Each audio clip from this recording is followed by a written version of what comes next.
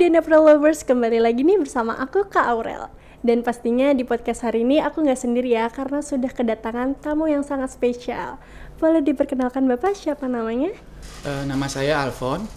Halo Pak Alfon, kalau boleh tahu ya Kak, kakak bekerja di mana nih? Oke, saat ini saya bekerja di Yayasan Mahaboga Marga. Mahaboga Marga. Marga, ya. Mahaboga Marga itu kalau boleh tahu apa ya Kak? Dan pelayanannya atau pekerjaannya itu bergerak di bidang mana? Oke, ya Yayasan Mahaboga Marga ini banyak sih ya, banyak kegiatannya. Kita ada 2 divisi, 3 sekarang kayaknya. Kita ada untuk yang saya sendiri ada kesehatan dan human crisis center. Habis itu ada kebencanaan dan pemberdayaan masyarakat, lingkungan dan kebencanaan. Udah itu. Nah di saya sendiri ada berbagai bidang juga, ada kliniknya juga gitu. Oh, kalau Bapak lebih di mana ya? Di kesehatan dan human crisis center. Oke. Nah, kalau gitu Kak, hari ini kan kita akan membahas topik tentang lindungi semua, penuhi hak korban dan akhiri kekerasan terhadap perempuan. Yes. Nah, dalam rangka juga memperingati Hari Tanpa Kekerasan. Ya. Nah, apa nih yang mau kakak sampaikan dalam topik hari ini? Oke. Kita ini masih dalam rangkaian ya, masih dalam rangkaian 16 hari anti terhadap kekerasan perempuan. Nah, jadi kita ada beberapa kegiatan yang di MBM lakukan dalam rangkaian-rangkaian ini. Misalnya kemarin kita ada sosialisasi seperti itu. Nah, besok itu kita juga ada melakukan tes kesehatan reproduksi. Habis itu tanggal 5 kita ada kampanye juga gitu, dan banyak lagi kegiatan-kegiatan kegiatan lain di MBM. Berarti cukup aktif ya Pak ya? Lumayan. Iya. Terus apa sih di sini wujud nyata MBM dalam mengatasi kekerasan terhadap perempuan? Oke. Jadi gini, MBM itu ada beberapa kegiatan yang memang langsung ya untuk mendampingi atau mencegah kekerasan itu. Yang pertama kita ada preventif. Preventifnya kita lakukan itu misalnya dengan sosialisasi seperti ini juga gitu kan. Sekarang juga kita preventif. Mudah-mudahan didengar ya. Pasti kok. Awas loh. Jadi seperti itu. Jadi ada sosialisasi, bisa ke sekolah-sekolah, ya bisa. Kalau lagi diundang di Undira boleh juga kita mengisi edukasi gitu kan. Seminar-seminar gitu ya Pak? Seminar-seminar, pelatihan-pelatihan di desa dampingan juga itu kita lakukan. Itu untuk preventifnya. Habis itu kita juga melakukan penampingan. Nah, penampingan bila kalau ada korban kekerasan misalnya KDRT gitu, seperti itu kita lakukan. Seperti saat ini kita juga lagi melakukan pendampingan gitu untuk KDRT dan ada kekerasan anak juga ada. Jadi dan korban TPPO juga sekarang kita lagi memang ada dampingi. Berarti kekerasannya itu nggak cuman orang tua ibu-ibu gitu, tapi anak juga bisa ya Pak? Iya, sebetulnya untuk anak sekarang ini lebih riskan kalau saya ngeliat, karena kan banyak ya bullying ya, bullying di sekolah gitu kan. Nah, di orang tua di rumah juga ada gitu kan. Itu harus kita memang di situ saya sering kalau umpamanya ada kegiatan edukasi, saya lebih sekarang itu ke remaja ya, lebih ke remaja ini karena apa? Terkadang kan mereka tidak tahu untuk telah melakukan bullying itu, padahal mereka sudah lakukan gitu kan. Tapi mereka merasa fine aja gitu. Padahal yang terluka, yang terluka itu sudah ada gitu kan, atau terluka hati, terluka batin, atau terluka fisik banyak ya.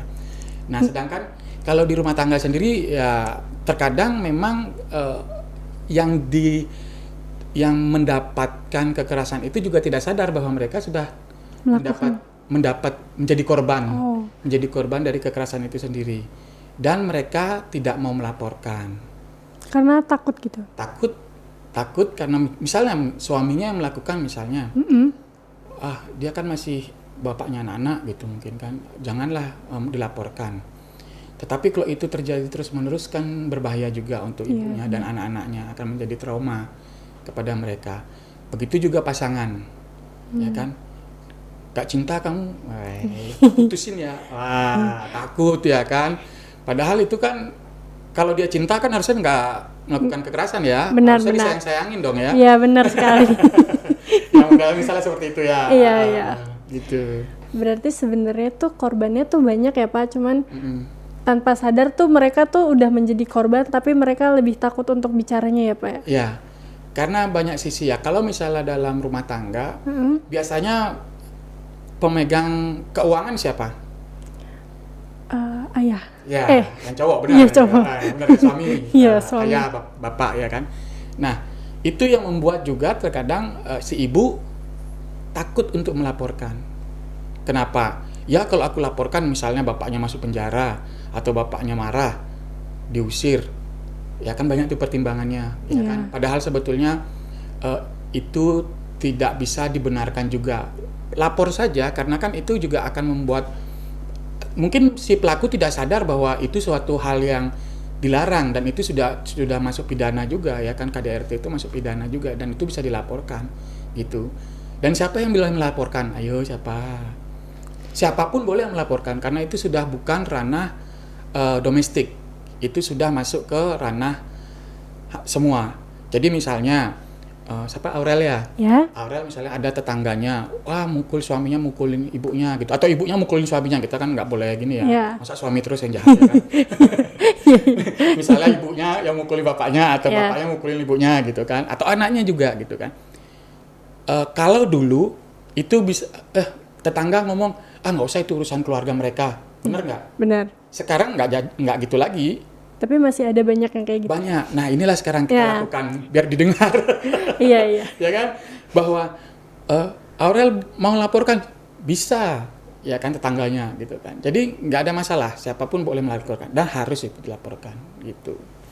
Gitu. Terus apa aja nih Pak hambatan dan juga tantangannya nih dalam mungkin keterlambatan proses penanganan atau keadilan kan karena mungkin mereka nggak berani ngomong kan Pak.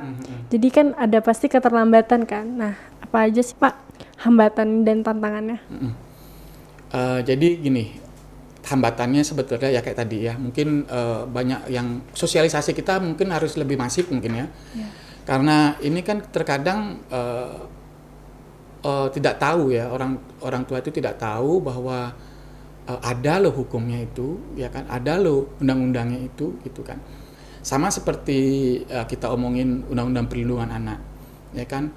Terkadang masih ada orang yang orang dewasa gitu pacaran atau berhubungan dengan anak di bawah umur, ya kan. Dan itu membuat kebanggaan buat mereka. Aku dapat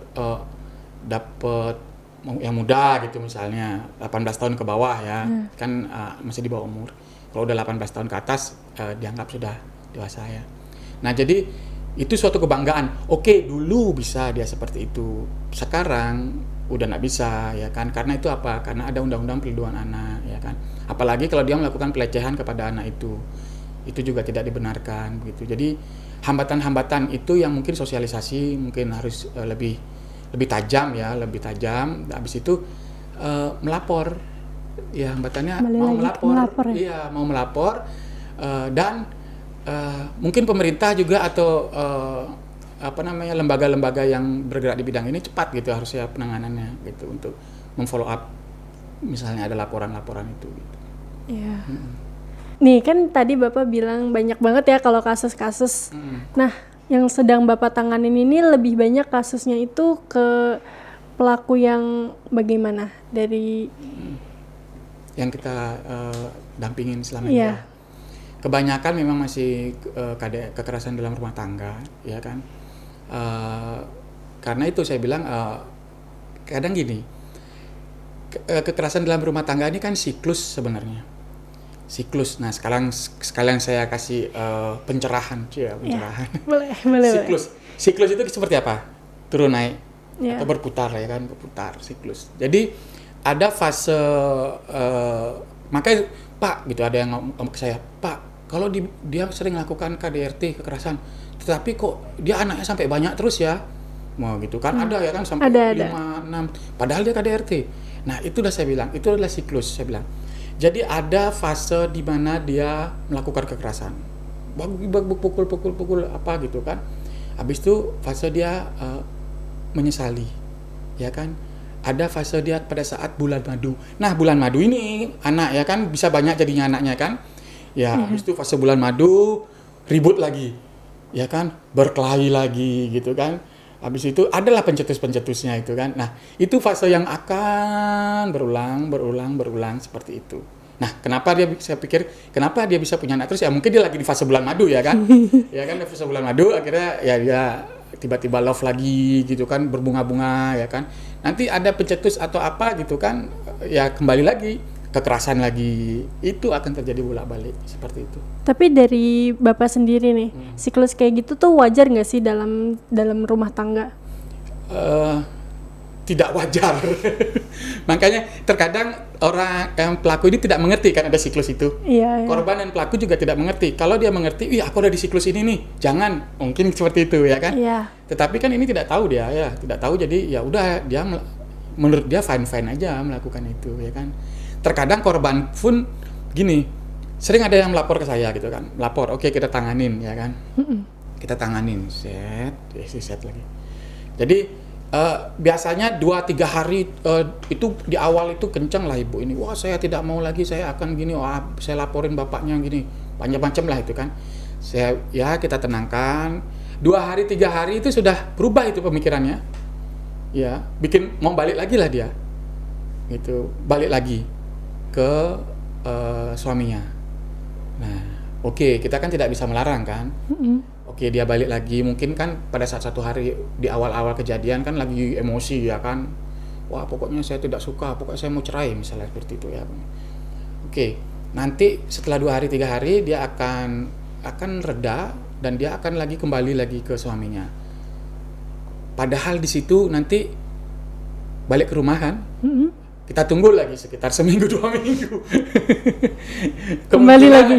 Ya, mungkin tidak melapor ke saya, mungkin ya sebenarnya tidak masalah dia ngelapor lagi. Itu mungkin kadang-kadang mereka malu lagi untuk melapor karena saya pasti akan jelaskan ada siklus itu gitu. Bagaimana penanganannya? Ya kedua belah pihak harus diatasi.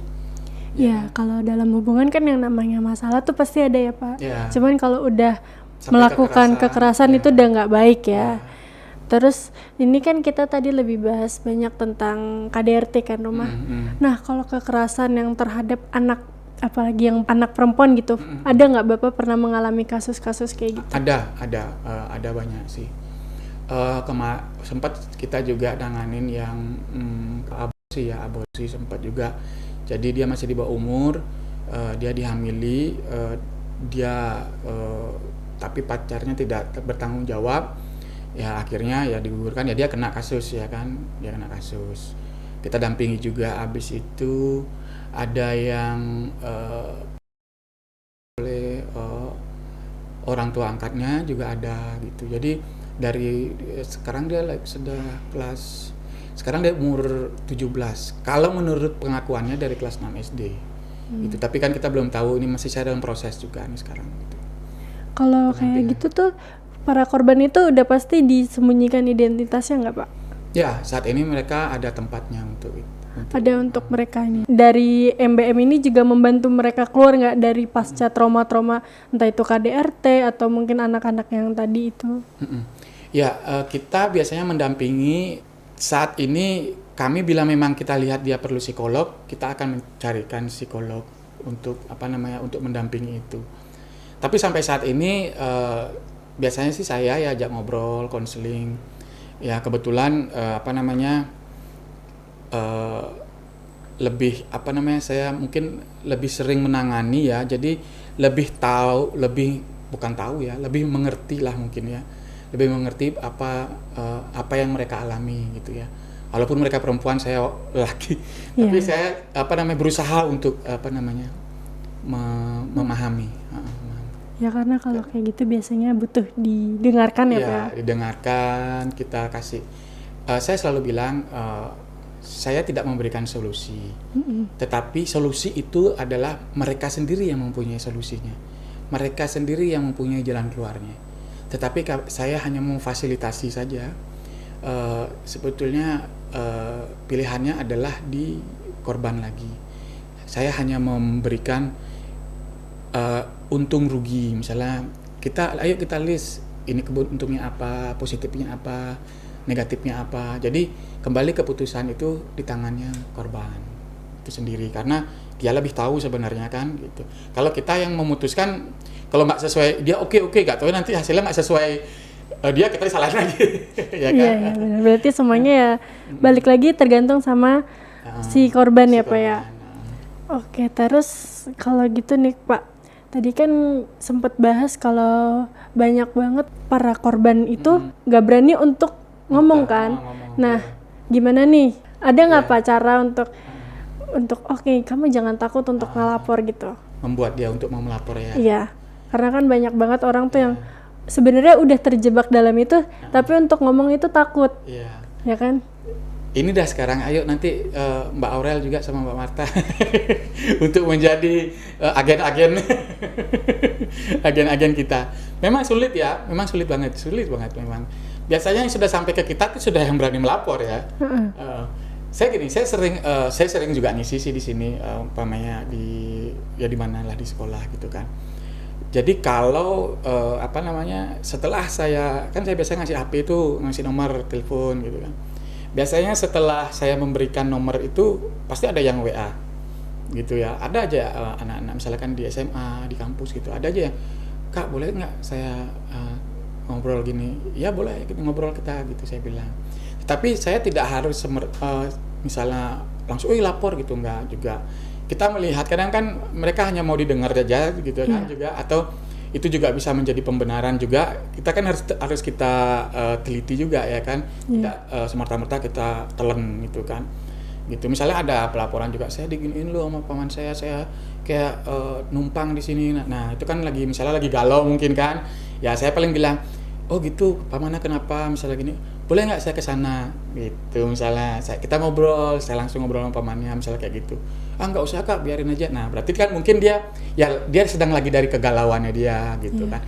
Tapi saya tetap ngomong, "Oke, jangan malu-malu dan sungkan, tetap kontak sama saya gitu kan. Siapa tahu kita jangan berharap itu tetap hal yang simple gitu. Tetap itu suatu hal yang harus kita tanganin dan kita dengarkan juga gitu." Oke, kalau gitu pesan apa nih yang mau Kakak sampaikan buat para pendengar di luar sana tentang lindungi semua, penuhi hak korban akhiri kekerasan terhadap perempuan? Oke. Yang sekarang yang pasti jadilah pelopor dan pelapor. Pelopor untuk bagaimana kita bisa mencegah ini, bagaimana kita mau mengakhiri ini, ya kan? Dan pelapor kalau terjadi, ayo kita melapor. Ya kan? Jangan takut-takut untuk melapor supaya bisa kita mengakhiri kekerasan ini. Itu.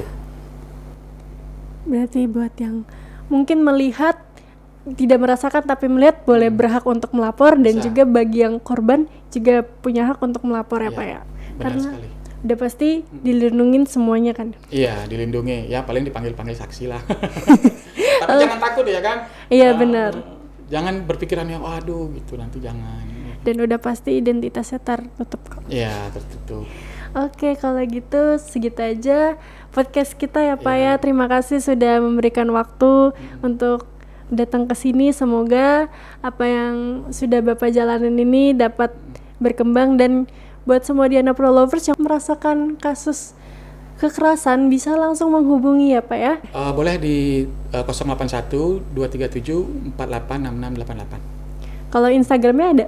Ada Alfonso garis bawah Novika. Oke, di Alfonso_Novika. Oke, Diana Pro Lovers, terima kasih. Sampai jumpa kembali. Terima kasih Bapak. Sama-sama.